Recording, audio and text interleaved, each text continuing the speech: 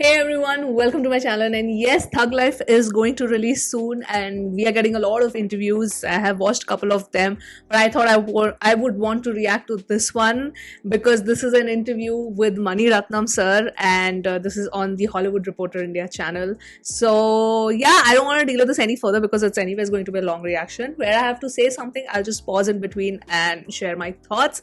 And yes, let's watch this interview right away.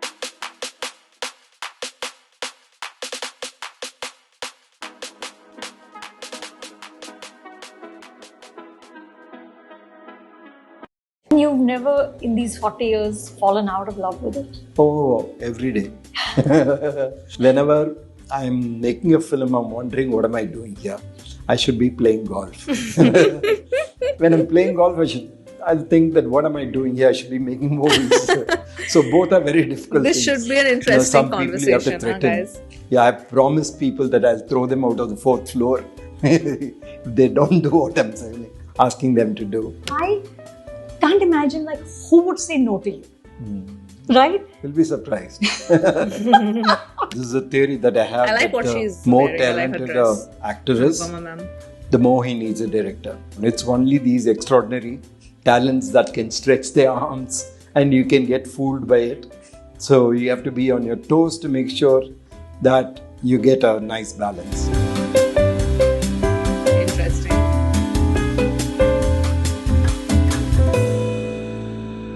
Manisa, welcome to the Hollywood Reporter India. Hi. I'm so excited to be sitting down with you while you're in the middle of DI. You're in Mumbai for a couple of hours. Thank you for making time to talk to us in the middle of everything.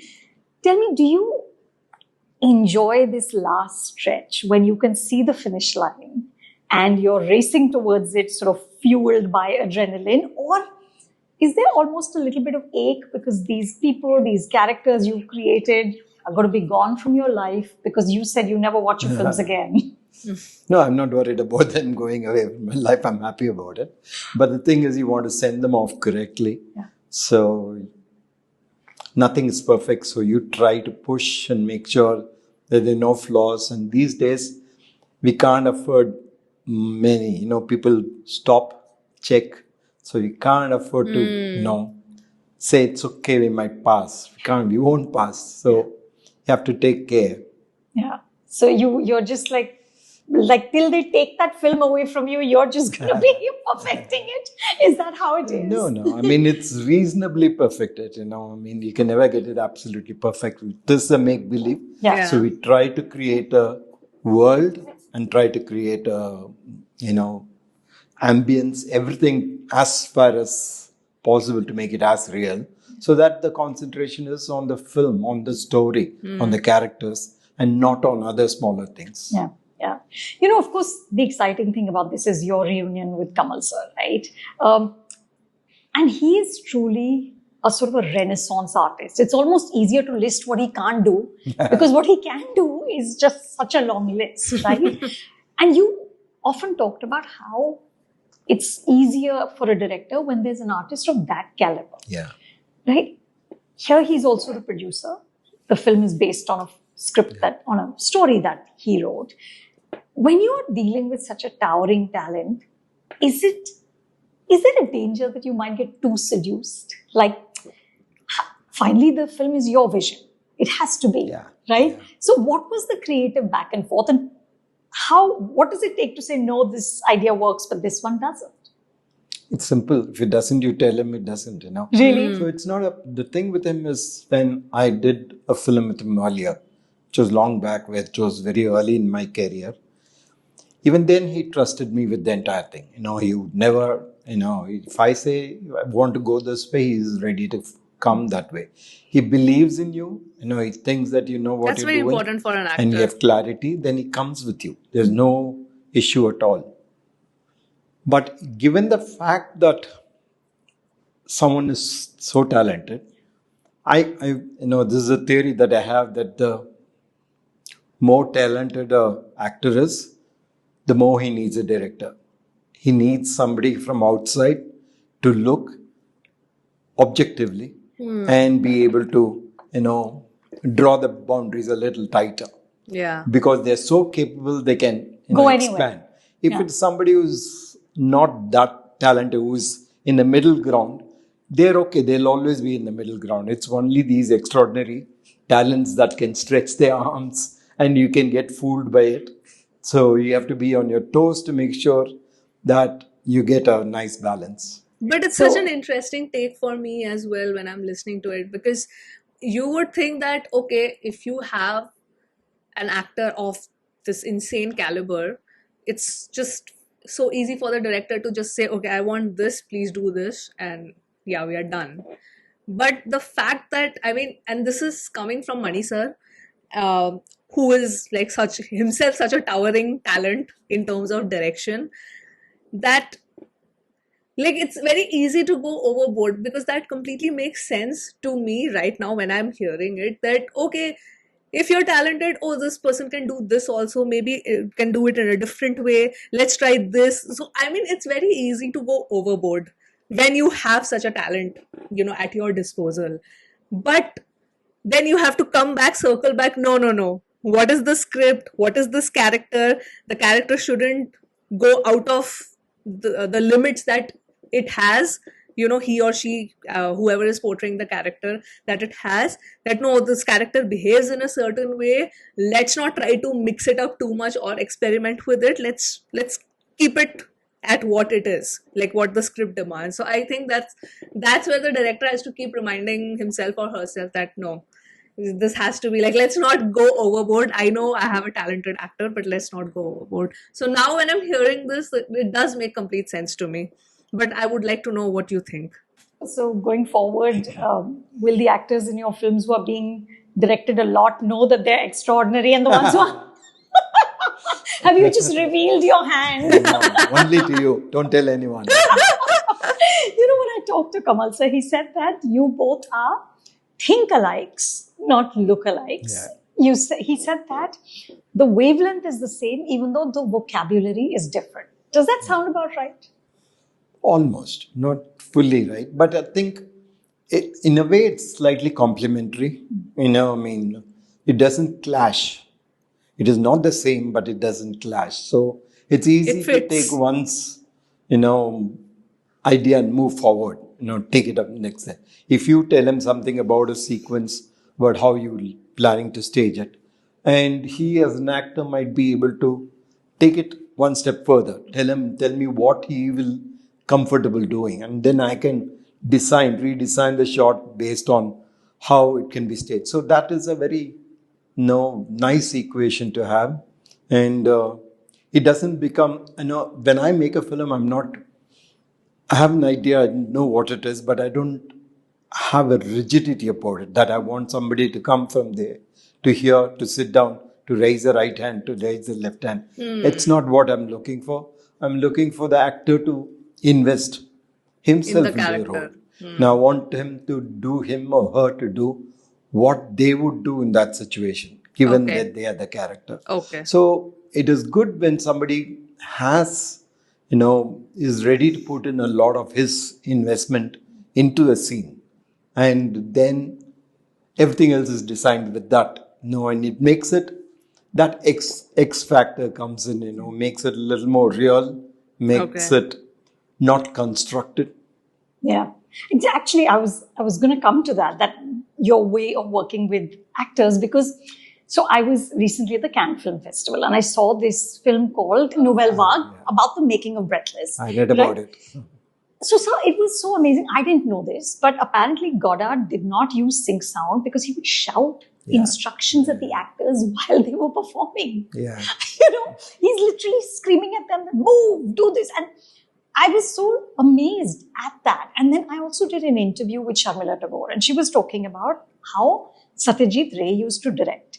And she said that some actors like her, he was sort of very, not easy, but he said that, okay, you don't need to learn the lines, read them many times, but, make them your own. Yeah. But other actors, he would say, don't move your elbow beyond this mark because then it messes up his idea of the frame. Yeah. So you're not that director at all. You let them be. Not everyone. You can't do You that can't to do that. everyone. Some people you have to threaten. Yeah, I've promised people that I'll throw them out of the fourth floor if they don't do what I'm saying, asking them to do. And sometimes you have to tell an actor that, And it's so see, there's a important for the director to gauge that aspect, right? Because in a set, you have so many people, right? And the director has to navigate through everybody to ensure that everybody is kind of working in harmony so that the final frame that he is shooting doesn't mess up. Like it should not mess up the vision that he was carrying for that particular scene. Like there's just so many things in play, which is why, yes, director is that is why the captain of the ship. 5-year-old child who's doing it this late in the night, who's doing exactly that without anything. So you also please come sit and do what I'm asking you. So you have to do both. There's no one solution to it. But if you have a good actor and if what they bring in adds value, see, finally, what are you looking at? You're looking at trying to make that moment real. Yeah. Like it could have happened or it is likely to happen. No. So if something extra comes in to make that, closer to reality, then it adds to the believability. Yeah. Instead of everything being, so perfectly grammatical and, Planned. designed. Yeah. Yeah. Is it true, sir, that you don't enact scenes, except you're only comfortable with Kamal sir to sort of show him and you actually scowl and grimace and do all of this? Is this true? Not true. I don't do it to him also. So you never enact? Not unless I have to. I mean, I don't believe in that. I don't want them to do what I'm doing. I want them to do what they will do in that situation. Yeah. I don't think a director's job is to act and show. I think a good actor will take offense to if you show them how to act. They have the role, they have the script, they have the character, and they worked on it. And so they come in, and then you interact with them and you guide them, or just together figure out a way that will make it better for the shot. Yeah. So that's all you need to do. You just have to make sure that the final product is right. The method really doesn't matter. And it's customized to the actor. To the actor and also to the style of a director. Some directors like it that way. It doesn't matter, but as long as the result is good. Yeah. Correct. So it doesn't matter which route you take. What matters is the end product. End product. Yeah. Because apparently, like Rajamouli is a really good actor himself, and he enacts, for his actors. Tell me, how do you choose? Because I think you're one of the few directors who any actor, irrespective of industry, language, is dying to work with. Right? Not right. It is. I'm sure. I don't know any actor. So I can't imagine who would say no to you. Right? You'll be surprised. We want names. Okay. Most people would not say no to you, right? Given that, how do you choose? Why are Simbu and Trisha perfect for these roles? There's no logical reason. There's Really? no rational in that sense. It's just a sense of I think vision, how you visualize the you character. feeling that they're right for the role. Yeah. One, there is this amount of physicality that should be right for the role. And second is your equation with them. Some people, how much ever you, interact, how much ever you discuss, and how much ever they understand and they want to do it, it may not reflect on screen. It may not come out on performance. So it's also the chemistry, the sync that you have with the actor that matters a lot. And that you assess when you meet with them and do an audition. Somewhere, good or bad, it should be two ways, in the sense both of us together should do something right. Yeah. So that is what you look for. And sometimes, I think casting is so important. Casting is so It is crucial to get the believable factor into it. And if you make a mistake in that, you will struggle throughout the film. So as far as possible, get the first step right. Yeah. So did Simbu and Trisha audition? Do you make them audition? No, we went through the scenes. We do readings and things like that. And I've worked with both of them. Right. So I know that they will take direction well, they will interact and they know that they have to work a little more, do homework. Tell me how you decide on the DOPs, because you've said that your cinematographers are like co-filmmakers. Yeah. Right? And you said that you bring them in very early into the process. Of course, you decide the visual palette together, but you're also talking to them about performances. You said that Santosh Sivan would even be in the edit room. Yeah. Right? Yeah. So how do you decide that this is the right co-filmmaker for this project? So why was Ravi Varman perfect for PS1 and 2, but why is Ravi Chandran perfect for Thug Life? It's not that at all. The ones that I work with can do any film. It is not really that this is right for this person. It's not that. It is when I'm doing, they should be available, they should be free, and and that is all it is. I'm sure if I'd asked Santosh or PC to do any of the films, they would have done it effortlessly. So it's not as though someone And it's so is right simple. for. You might think the question itself that Anupama ma'am asked, that okay, is there because you might think as a cinephile also, these questions probably come in your mind that okay, fine, for this kind of film maybe this particular cinematographer is more suited, but for another kind of film a different cinematographer. But no, it's so simple for him. It's like they have to be available. They can make any film. They can give good cinematography to any film that I have made. It doesn't matter, but they should be available. I mean, sometimes the answer is just so freaking simple. Yeah. For this. It's just that depends on the time and their commitment, my commitment.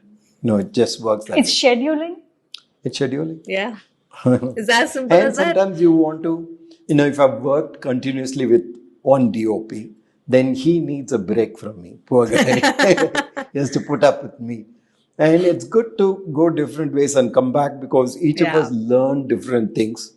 So next time we come back, each bring something else extra into the That's for sure. production. Yeah. Is it like a sort of a different muscle with another DOP that you then have to use, or you have to sort of stretch yourself in a different way? No, I try to take more inputs from them also. I mean, the new ideas that come, which are not, so we don't tend to repeat ourselves. No, I mean, that's what you're always scared of. Yeah. Very convenient to fall back on things that have worked before.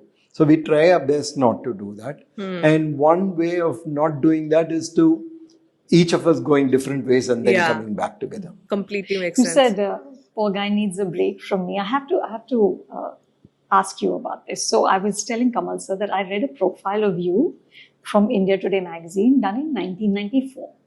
And it said that when you are on a shoot, you look very zen-like, but you become a raging bull. And they talked about how, the fierce cold in Himachal for Roja or Thiruda, there were leeches and you were just soldiering on. And I asked Kamal sir, I said, is he still that man? And he said he's not mellowed, but he's refined. He's willing to allow others to catch up to him, but he's still on set at 5:30 every morning, right? Yeah. So I have to ask, sir, it's been over 40 years now, right, that you've been making movies. What is it that compels you to push yourself so hard? Because you've also literally made yourself sick on a shoot. Is cinema, in a sense, bigger than life for you? No. No? Certainly not. No. It's something that I love, that's all, but it's not life. So much more to life than just cinema. Cinema is just an expression. Cinema is, your output, your thought process that comes through stories. So it is, but it's a job. It's, it's more than a job. It's a passion. So there's only one way that you can execute it, when you go out to play in the court, you try to give your best, and if you don't do that, then you're not going to get anywhere. Yeah. You can't, it's not practice, it's match time, it's play. You have either that or you lose. So you give it your best, and that is how it is. It's a good perspective for doing anything in life, right? Unlike actors, as a director, we work in a year, we actually shoot for 70 days, 65, 70 days for a film. That's all. The rest of the time is all mine. So my working hard for these 65 days is not going to hurt me in any way. Yeah. I just have to make sure that the rest of the 200 work with me in that pace. That's all. So sometimes I have to cajole, sometimes I have to push, sometimes I have to tempt them, saying this space, you should come and see it at this point of time. And you tell them the scene can be done. And you do it only because it'll help the film, not for any other reason. You just want it to be as perfect as possible. So you take that extra step. And you've never, in these 40 years, fallen out of love with it? Oh, every day. Every day. It's so difficult, so troublesome. Whenever I'm making a film, I'm wondering, what am I doing here?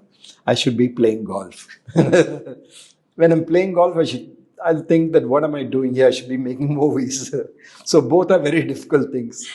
And it's very difficult. You have to have a constant, love-hate relationship. Yeah, it's like because the passion is only driving it, it's right? Just sometimes what happens in a set is that the search is for your own, about your own ability more than else. I'm get tensed only when my ideas are not good enough, that I'm not able to come up with something better, and that sets you.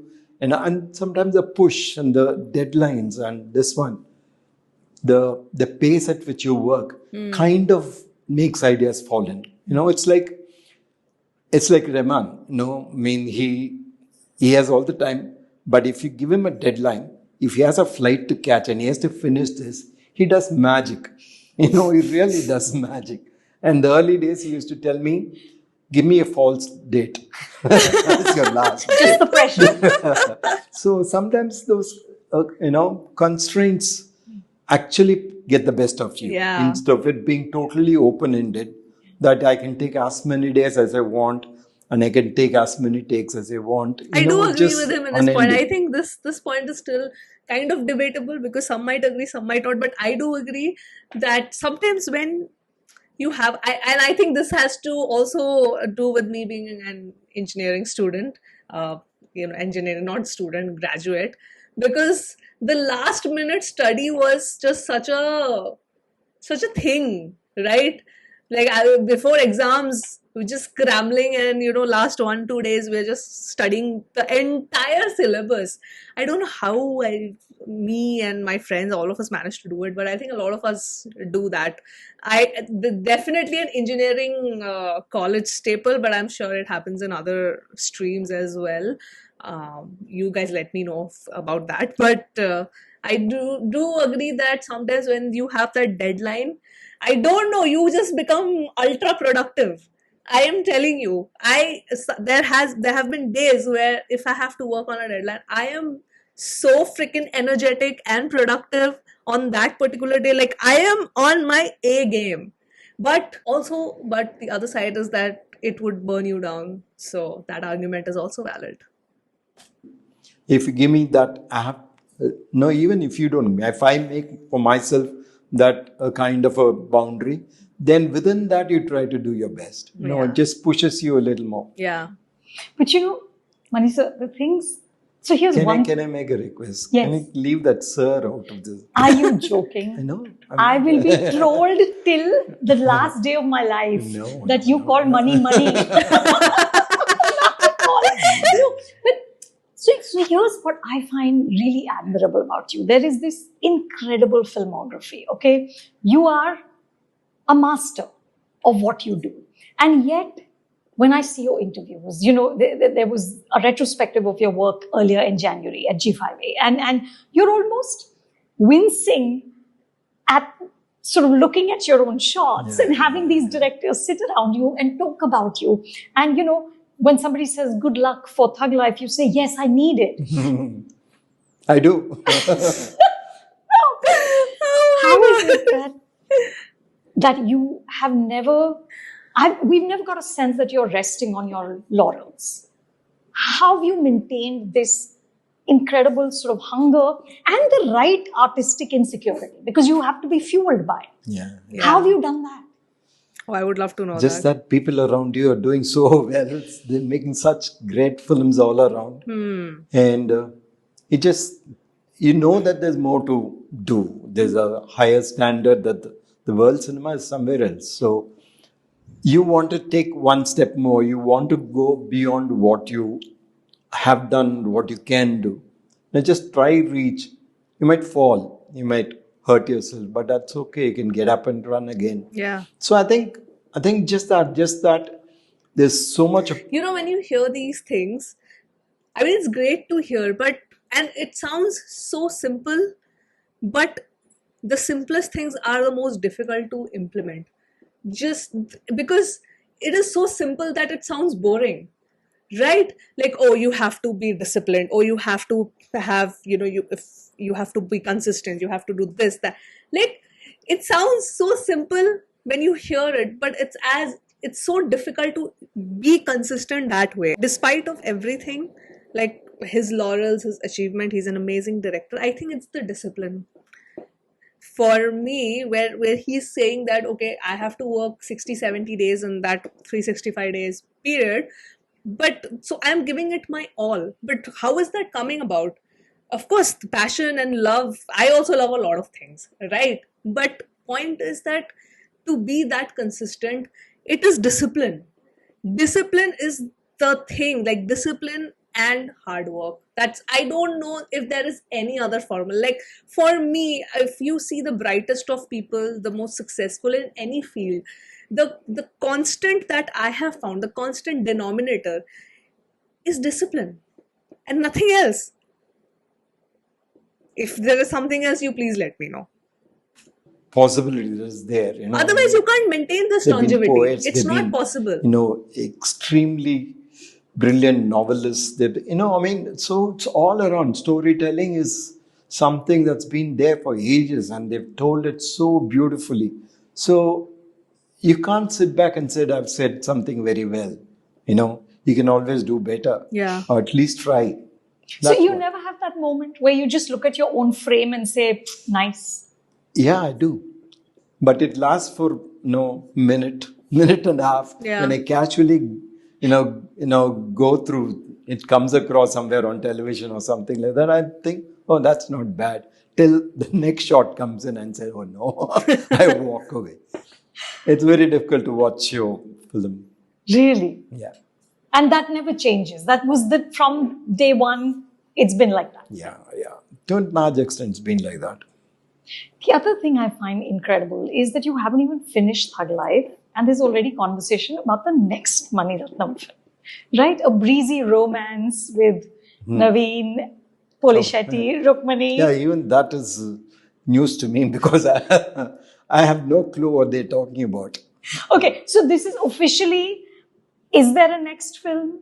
Hopefully. No, meaning, is it this breezy romance? Hopefully, I want to work. Not at all. Not at all. Are you locked into whatever the next is? I'm thinking. I'm working on a couple of scripts. Don't know what will fall into place. What looks very promising today, next morning, might disappear. So, working at it. And do you need time to just sort of rest and lie low, or can you go back into it pretty soon? No, that's the best way I rest and lie low is getting into the next one. Really? Yeah. So, matlab, no holiday in Switzerland type situation? No. Not really, not at all. Now, in the sense, I don't know how many films I have left. Might as well make as many as I can.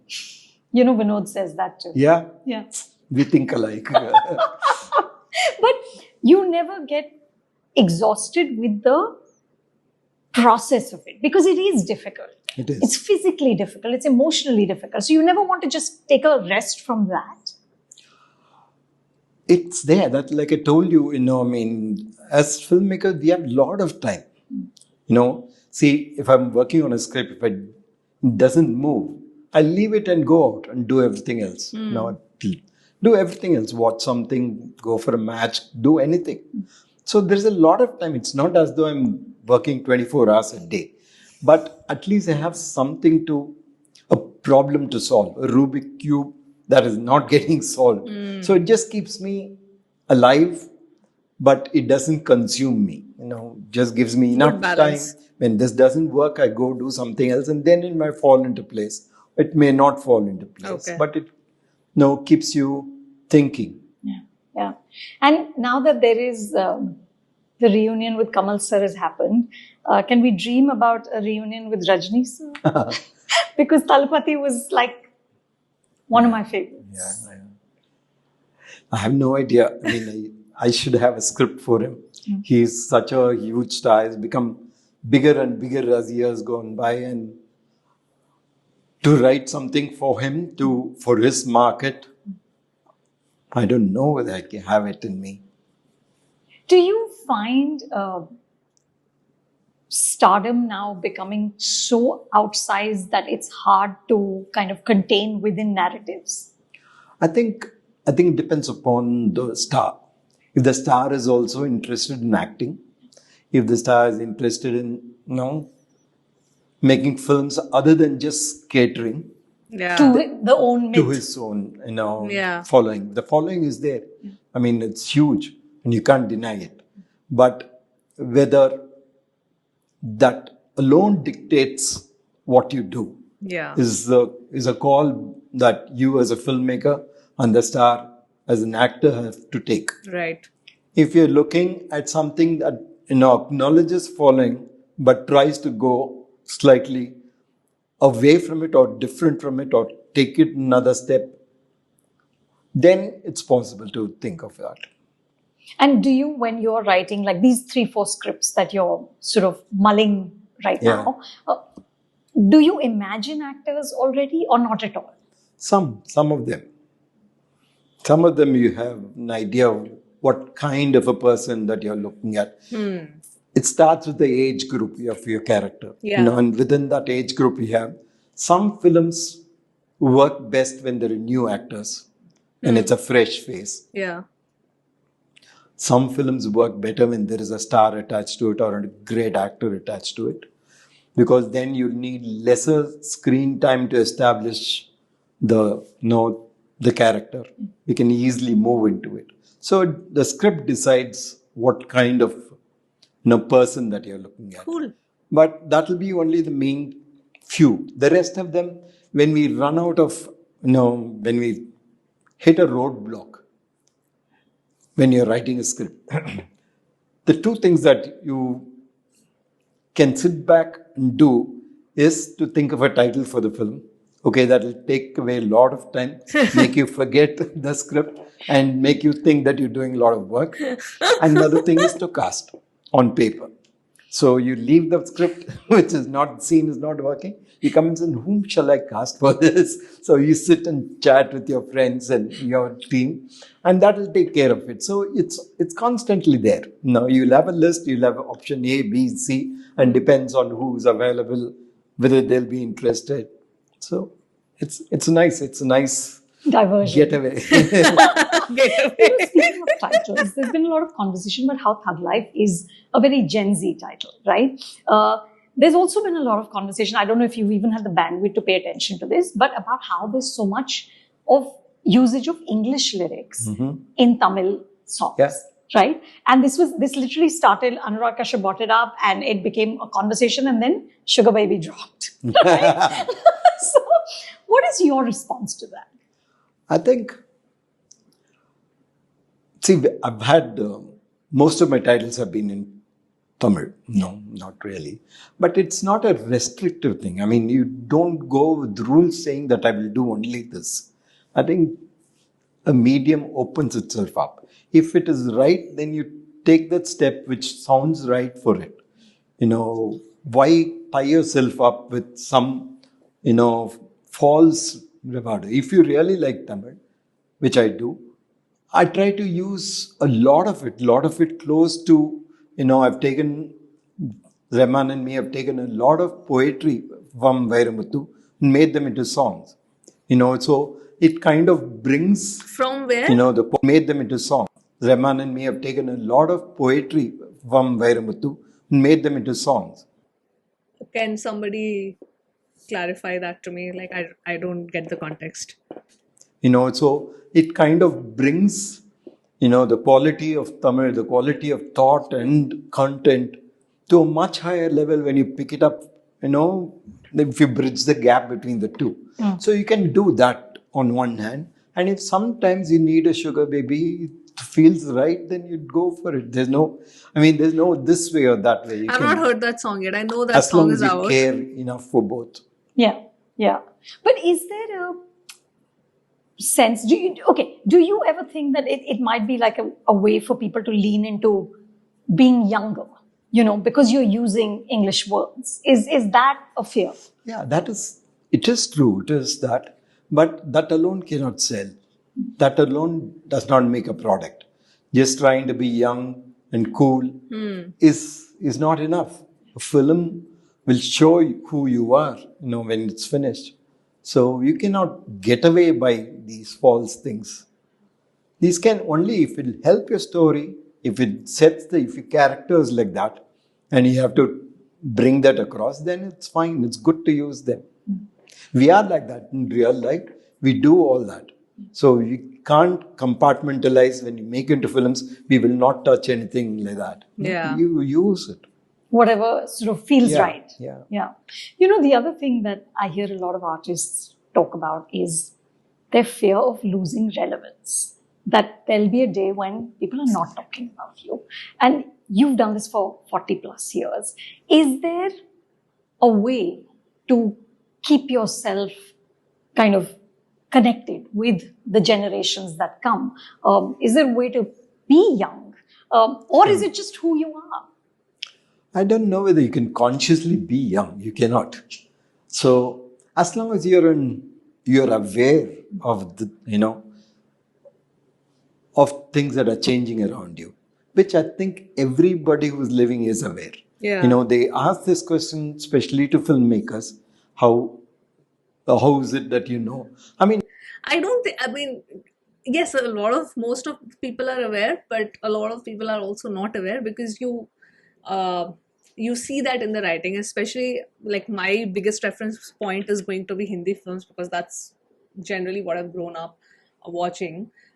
So that awareness, like if you see a couple of Hindi films now, yeah, some of the dialogues are just so tone deaf. It's unbelievable. And it makes me wonder that, do you even know, like, how can you be so out of touch from reality? Like, don't you know what people are talking about and what is happening? So like, the awareness, yes, people are aware, but there are people who are also not. It's very apparent when you watch a film. If I ask them the same question, do you know what the kids are doing? They all know. They all know what it is. That is why they're saying that this is Gen Z. Because they know. And the filmmaker is the same. He's aware of the society that he's living in.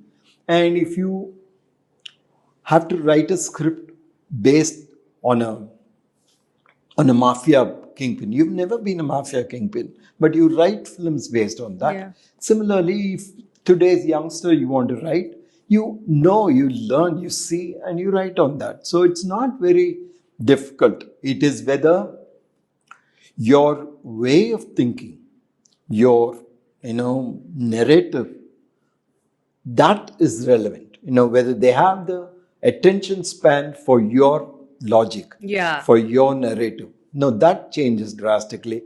There might be some kind of jokes that I would have said.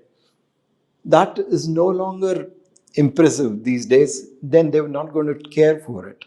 So I think more than knowing it is your language and your structure that makes a difference. But do you, sir, ever think about that? Like, is this language going to be relatable for younger people? Do I need to change it because I'm not that age group? I think I am.